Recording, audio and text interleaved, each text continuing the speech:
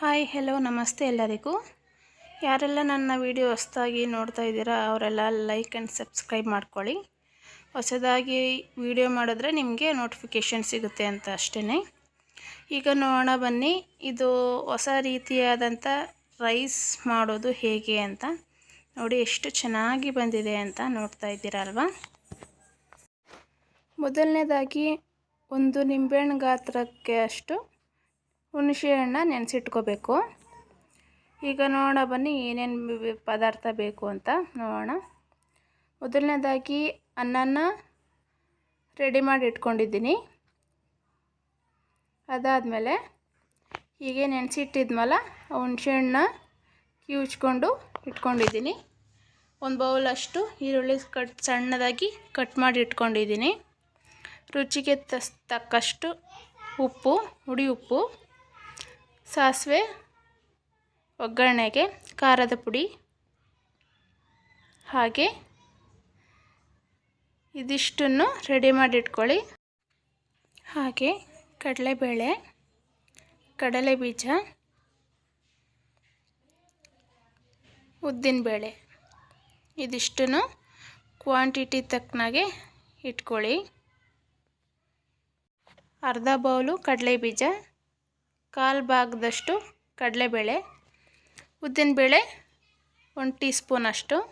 ನೋಡಿ ಇಲ್ಲಿ ಹುಣಸೆಹಣ್ಣು ಕಿವುಚಿಟ್ಕೊಂಡಿದ್ವಲ್ವ, ಅದಕ್ಕೆ ಇವಾಗ ರುಚಿಗೆ ತಕ್ಕಷ್ಟು ಹುಡಿ ಉಪ್ಪು ಹಾಕೋಬೇಕು. ಹಾಕ್ಕೊಂಡು ಖಾರದ ಪುಡಿ ನೋಡಿ ಹಾಕ್ಕೊಳ್ಳಿ, ಖಾರಕ್ಕೆ ಎಷ್ಟು ಬೇಕು ಅಂತ ಅಷ್ಟು. ಹಾಕಿದಾಗ ಒಂದು ಸ್ವಲ್ಪ ಗಂಟಿರುತ್ತಲ್ವ, ಅದರಿಂದ ಒಂದು ಸ್ವಲ್ಪ ಮಿಕ್ಸ್ ಮಾಡ್ಕೊಳ್ಳಿ ಸ್ಪೂನ್ ಸಹಾಯದಿಂದ. ನೋಡಿ ಈ ಥರ ರೆಡಿ ಆಗುತ್ತೆ. ಇವಾಗ ಹುಣಸೆ ಹಣ್ಣಿನ ರಸ ಏನಿತ್ತಲ್ವ, ಆ ಮಿಕ್ಸರ್ನ ಅನ್ನದ ಜೊತೆ ಕಲಿಸ್ಕೋಬೇಕು. ನಿಮ್ಗೆ ಹೇಗಾಗುತ್ತೋ ಆ ಥರ ಮಾಡ್ಕೋಬೋದು. ಹುಣಸೆಹಣ್ಣು ನೋಡಿ, ಇವಾಗ ಹುಣಸೆಹಣ್ಣು ರಸ ಹಾಕ್ಕೊಳ್ತಾ ಇದ್ದೀನಿ. ಈಗ ಒಂದು ಸ್ಪೂನು ಯಾವುದರಿಂದ ಸಹಾಯ ತಗೊಂಡು ಮಿಕ್ಸ್ ಮಾಡ್ಕೋಬೋದು. ಕೈಯಲ್ಲೂ ಮಾಡ್ಕೋಬೋದು, ನಿಮ್ಮ ಅಗತ್ಯಕ್ಕೆ ತಕ್ಕಂತೆ ಸ್ಪೂನಲ್ಲಿ ಸಹಾಯದಿಂದನೂ ಮಾಡ್ಕೋಬೋದು, ಇಲ್ಲ ಕೈಯಲ್ಲಿ ಬೇಗ ಆಗೋದ್ರಿಂದ ಕೈಯಲ್ಲೂ ಮಿಕ್ಸ್ ಮಾಡ್ಕೋಬೋದು. ನೋಡಿ ಇವಾಗ ನಾನು ಕೈಯಲ್ಲೇ ಮಿಕ್ಸ್ ಮಾಡ್ಕೊತಾ ಇದ್ದೀನಿ. ಸ್ಪೂನು ಅಷ್ಟು ಬೇಗ ಆಗೋದಿಲ್ಲ.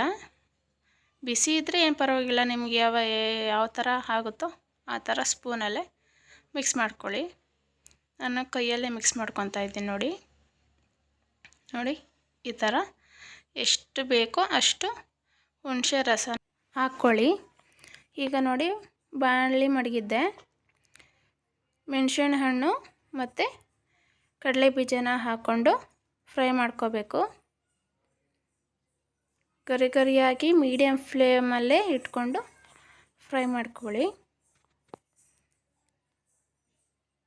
ಈಗ ನೋಡಿ ಫ್ರೈ ಆಗ್ತಾ ಇದೆ.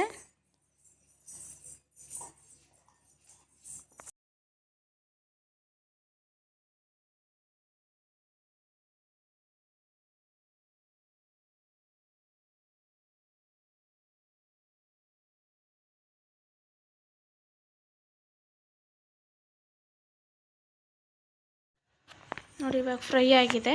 ಈಗ ಕಡಲೆಬೇಳೆ ಹಾಕ್ಕೊಳ್ತಾ ಇದ್ದೀನಿ. ನೋಡಿ ಇದನ್ನು ಹಾಗೆ ಫ್ರೈ ಮಾಡ್ಕೊಳ್ಳಿ. ಈಗ ಉದ್ದಿನಬೇಳೆನೂ ಹಾಕೋತಾ ಇದ್ದೀನಿ. ಇದನ್ನು ಎಲ್ಲ ಹಾಗೆ ಫ್ರೈ ಮಾಡ್ಕೋಬೇಕು. ನಿಮಗೆ ಬೇಕಾದರೆ ಬೆಳ್ಳುಳ್ಳಿ ಹೆಸಳನ್ನು ಸೇರಿಸ್ಕೋಬೋದು. ನಾನು ಸೇರಿಸ್ಕೊಂಡಿಲ್ಲ, ಬೇಕು ಅಂದರೆ ಹಾಕೋಬೋದು, ಇಲ್ಲ ಸ್ಕಿಪ್ ಮಾಡ್ಕೋಬೋದು. ನಮ್ಮ ಮನೇಲಿ ಬೆಳ್ಳುಳ್ಳಿ ಅಷ್ಟು ಲೈಕ್ ಆಗೋಲ್ಲ, ಅದಕ್ಕೆ. ಈಗ ನೋಡಿ ಈರುಳ್ಳಿ ಸೇರಿಸ್ಕೊತಾ ಇದ್ದೀನಿ. ಫುಲ್ಲು ಕ್ಲೀನಾಗಿ ಫ್ರೈ ಮಾಡ್ಕೊಳ್ಳಿ ಈರುಳ್ಳಿನ. ಎಲ್ಲ ಬ್ರೌನ್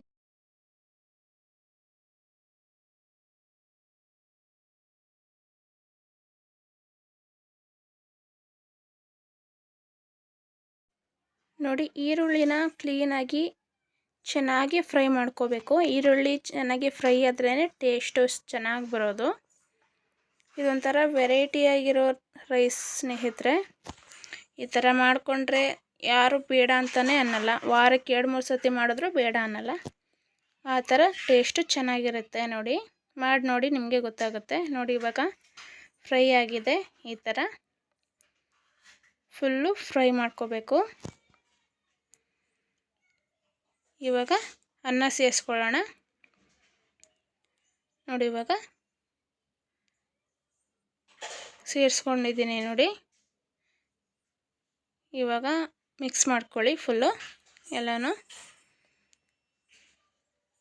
ನೋಡಿ ಈಗ ಹಿಂಗೆ ಮಿಕ್ಸ್ ಮಾಡಿದ್ರೆ ನೋಡಿ ಇವಾಗ ನಮ್ಮ ರೈಸ್ ರೆಡಿ ಆಯಿತು.